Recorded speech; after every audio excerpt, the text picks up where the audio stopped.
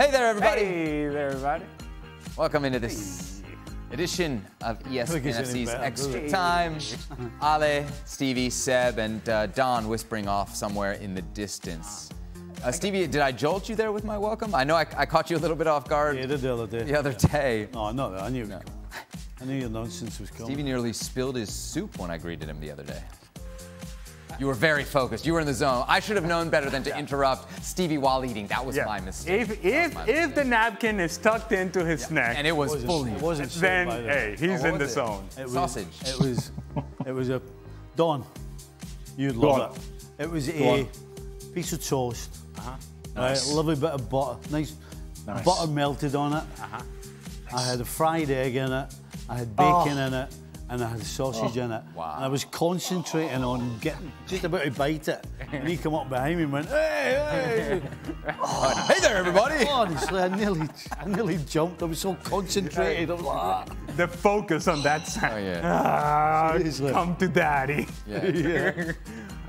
Seb, should we, have we told the people about your travel arrangements and the equipment that you're utilizing to carry your clothes home? No, I'm a humble sight. This trip was only supposed to be a couple days. It pushed into 5, so I'm going home with a very nice leather bag, which is where I keep my laptop, and then a plastic bag full of dirty clothes. Yeah, well, no. Nah, you can't do this to me. Yes, I can. Yes, you can. Yes, I can. Yeah. Now people in the Hartford airport are going to be taking pictures of my my Spartan luggage. Spartan luggage.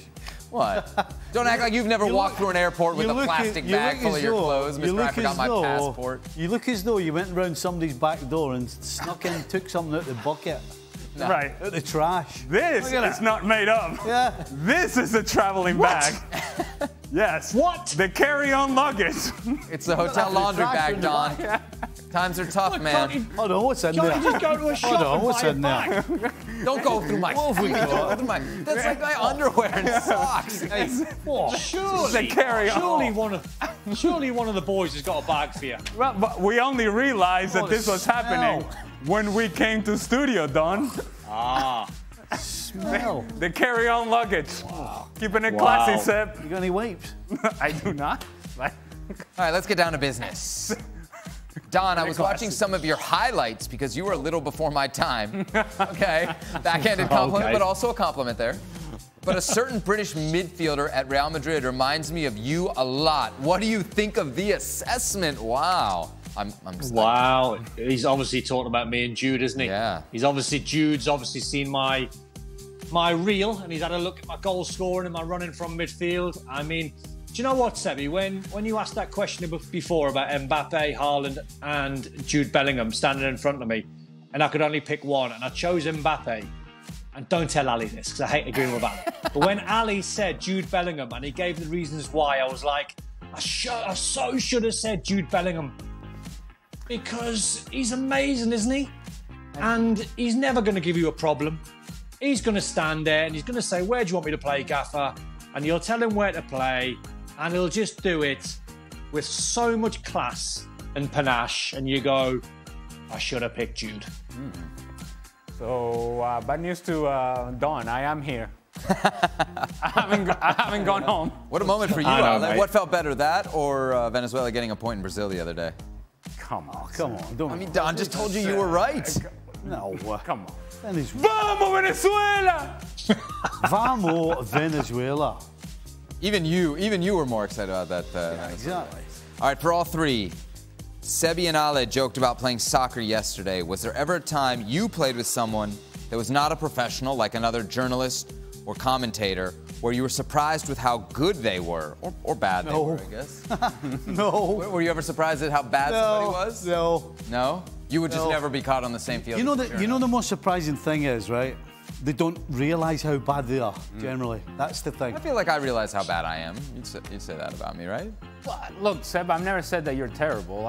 You're a hard-working guy. You enjoy doing it, and that's half the battle right there. And you're willing to put in the work. So you're perfect for pickup because you're somebody who's going to run around. Then give me the ball and I'll figure it out. But you're willing to do the running, which is great. Don, anybody you've played with that's impressed you for their qualities or maybe made you say, wow, You don't know anything about this sport. Why are you writing about it? Do you know what, Sebi? I love it when professional sportsmen or women like literally put you in your place. So I've got a couple. I've played snooker with Ronnie O'Sullivan before, and he can literally hit a 147 left-handed and put you in your place, and you go, amazing, genius. The other one, I was in St Vincent's on a busman's holiday. So Liverpool back in the day used to have a sort of a training camp there, and I was there, and Ronnie O'Rani, the cricket player, was there, great lad. And Pat Cash was there doing a tennis school. And I was messing around. My boy was about 12, 13 at the time. He was having tennis lessons with Pat Cash. And afterwards, I said to Pat Cash, I went, I'd like a little bit of tennis. I can play a little bit. I went, can you, do me a serve? And he went, I can't. He went, my shoulder's a little bit sore. And I went, go on. I went, just, let me see how good your serves are and how fast you are. And he went, let me have a little warm-up. And he'd done a little warm-up, hit a few balls. He went, you ready? And I went, yep. And he's done a serve.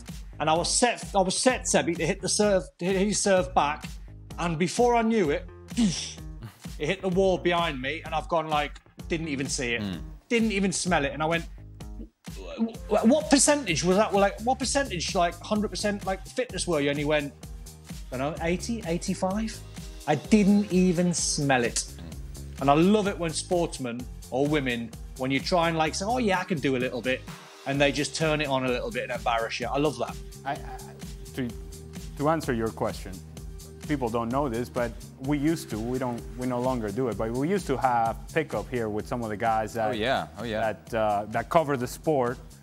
Not only the people on camera, but those behind the scenes. Yes, the people that work on ESPN Soccer.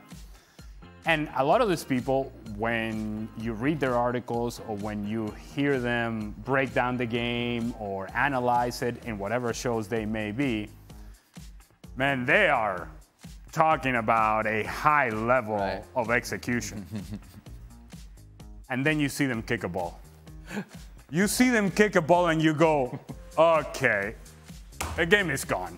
Because at the very least, if you're going to analyze this game, right? If you're going to break it down, if you're going to be critical of some of these players, you have to be able to kick the ball correctly.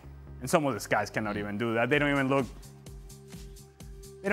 they honestly don't look like they run in a straight line. And so I don't know what to tell you. It's difficult. It's difficult to play in those games because those guys that have difficulties completing a pass or kicking a ball, guess what they're trying to do? Back heels and first-time passes and flick-ons and I'm like, wait a second, we can't complete a 5-yard pass. Now we're doing back heels. This is part of your game now. I want names. And when you say something, they're like, what? What did I do? That's the frustrating part. All right, got a question that's come in here directly from producer Pete. Ooh. Well, it's from Twitter via producer Pete. Was today's U.S. performance against Germany an omen to how competitive they will or won't be at the 2026 World Cup? Stevie, what do you think? Oh, it just showed us that nothing's really changed. This game we saw today is a rerun of the last, how many years? Yeah. If you go back to the shows that we've done in games like this, when the US play against a caliber of a Germany or whatever, we're saying the same things. Cough the ball up too much. Defending too deep. I mean, it's just all the same stuff. You could rewind from 2 and 3 years ago. It's the same game performance that always happens.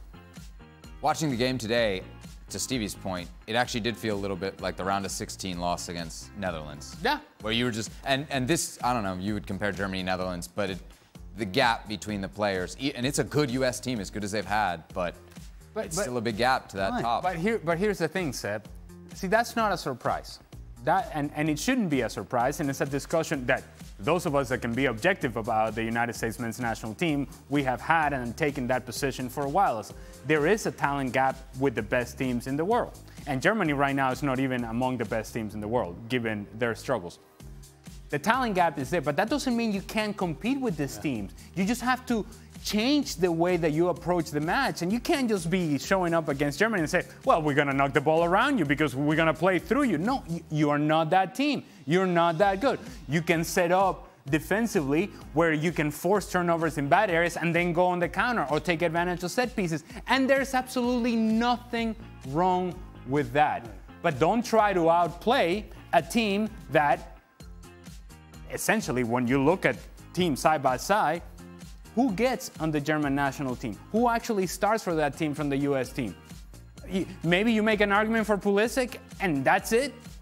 Beyond that, it's a stretch. And so that is the reality of where the United States are. And so it doesn't mean that you can't compete, but you have to change your approach. The thing that I dislike the most is the rhetoric constantly of how we want to play the game. Listen, I want Scotland to play like Brazil, but it's not going to happen because we don't have the players, or we don't have players that have the consistency in their game, or we don't have the setup, or, you know, there are so many reasons why Scotland can't play like Brazil. And the US are the same. And I don't like sitting listening to people talking about we're going to do this and we're going to pass it for the back and we want to play a more expansive game. And we all want things. But there comes a time when you realise it's not happening. And so you have to just go and win games. So how's about you just go and win games the best way you can? You know what I want? For your earpiece to stay in your ear for one bloody segment. Well, you can't tell it, sir. Don, I hear that you're nodding feverishly about this discussion. What do you think about the US World Cup chances?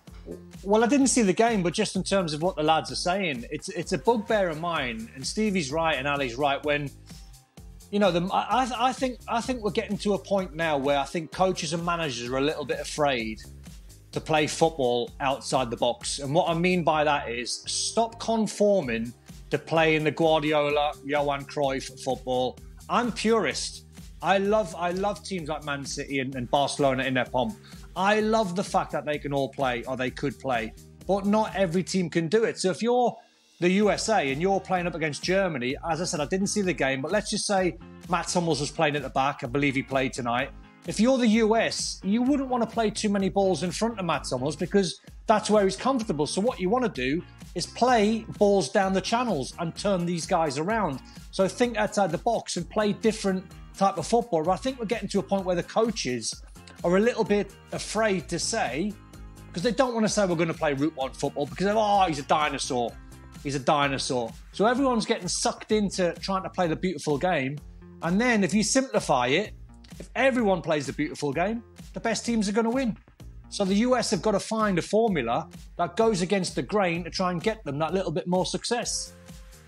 That question coming from our good friend and former colleague, Zeke. Still contributing to the show, huh? Zeke had better hair than you, Seb. Nah, I mean, you take that back right now. You take that back. Even Stevie. No, even Stevie knows. Look at that quaff. Anyway, enjoy it while it's like that. Yeah. You know, it's going to be like that. Because, what happens? Because then this happens. What's the before and after? Have a look. Have a look. Yeah, look at that. Is there any products in your bag, Seb? So you got two scenarios. Yeah, what do you think holds it up, Slick? It's maple syrup. Come on. Is there any products in your bag? Yeah, I got a little spray. Well, hold on. Let's see. Should we look in the plastic bag? No, that's in the other bag. That's in the leather bag. That's the... Of course, you got a little hair gel. Okay, Don didn't watch the game, so he won't have seen. Hey, be careful there. You never know what might pop out of there. You never know what might pop out of there. You're literally the worst human being I know. I hate Steve Nicol right now. Hey, so bad. I'm stopping there. Just You better stop there. Carry on luggage. Come on, one more, Stevie. One more, Stevie. Just one more. One more. We got an ESPN hat there. I'm taking it back to my buddy's. Oh, we're getting close. My buddy's kid. Look what a nice guy Sev is. Don't get down there. I can see Stay away them. from the undergarments. Let's keep it classy here. Okay, for those who watched the U.S. game, was Nagelsmann dressed as an American dad for Halloween today on the side? First thing I said. I think we have some pictures. To be fair, he always dresses terribly. Really? I mean, listen to me. Damn me. To be fair, it was kind of rainy and ugly and cold, so he definitely needed layers. It's like 1970s hippie type top, isn't it? I mean, what is that? So I have kind of a fleece version of this in my closet. I'm not gonna lie. It's a fleecy look. It's Yeah, you give him a guitar, and I see what you're saying, Stevie. Guitar and grow his hair, and he's definitely singing some tunes in the 70s. I hear you. Big time. How about the wind sound effects? Excellent work production. Don, what do you think of the getup? Just tries too hard, doesn't he? Just tries too hard. There's the guy in a sweatshirt in his basement. Okay. I would suggest it's the other way around. He's not trying hard enough. Look like he's trying to tell. He's not bothered. Looks like he couldn't care less. For Don, percentage chance for Man City to four-peat the league. To win the league again? Yes. I think there's a strong 70% chance. Wow. Ooh, that's high. That's considering some of their recent results. So imagine what it would be if they were coming in hot. Well, they always finish strong, don't they? It's real high. Final question comes from Mitch. If they made a documentary about all the former players on FC, whose would be the most intriguing and or full of drama? Whose would be the most boring?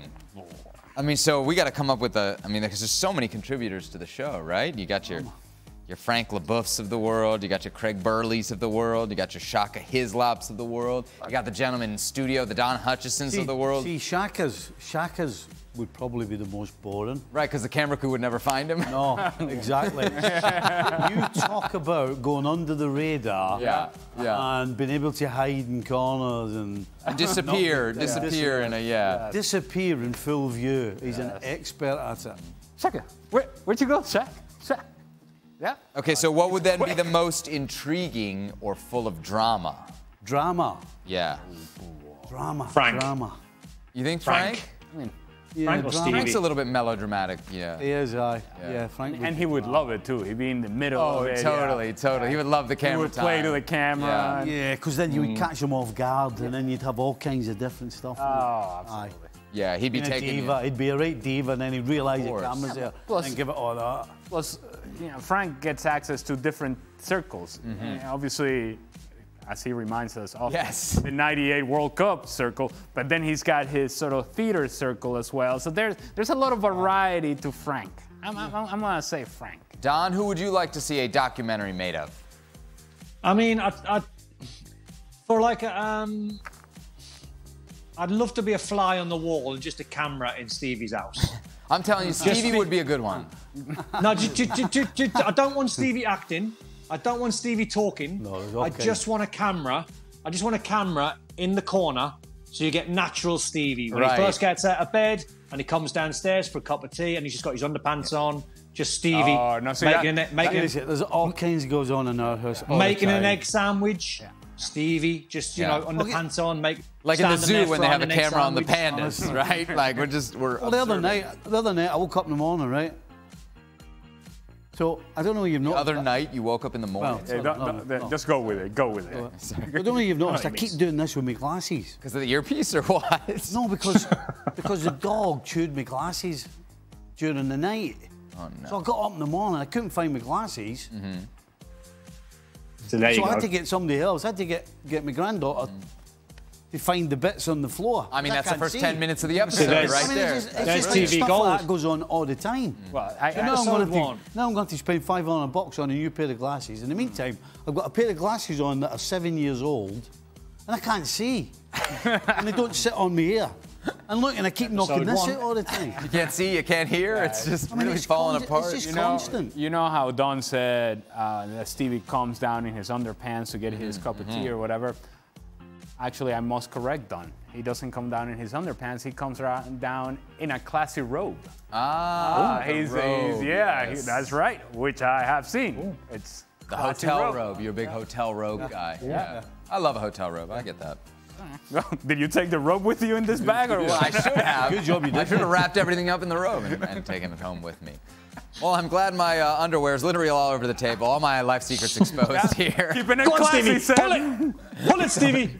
Keeping it classy, Seth. Oh, he's got him at the bottom. He's got him right at the bottom, boy. I got him stuffed in the bottom. If I put them in the bottom, nobody will ever see them. That's right. TSA is going to have to go digging for the good stuff. All right, that's all the time we've got here on this edition of Extra Time.